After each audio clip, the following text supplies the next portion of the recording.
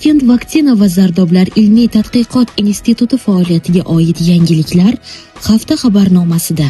E'tiboringizda hafta dayjesti.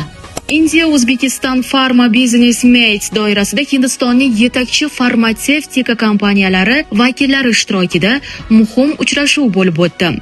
Ushbu uchrashuvda institut vakillari ham qator loyihalar bo'yicha hamkorlik masalalari yuzasidan muzokaralar olib bordi. Xalqaro miqyosda tan olingan Medidate kompaniyalari o'rtasida onlayn uchrashuv bo'lib o'tdi. Azimpic va Monjaro qanday ishlash haqida qo'shimcha ma'lumotlar berib o'tildi. Xalqaro seminar treningda institut vakili ham faol ishtirok etdi.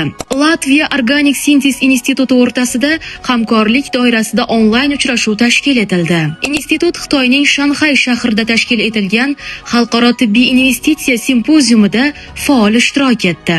Undan tashqari institut faoliyatiga oid hamda laboratoriya va ilmiy xodimlarning izlanishlariga oid bir qator video materiallar ijtimoiy tarmoqlar yuzini ko'rdi. Shu va shu kabi xabarlardan doimo boxabar bo'lishni istasangiz, bizni ijtimoiy tarmoqlardagi sahifalarimizni kuzatib boring.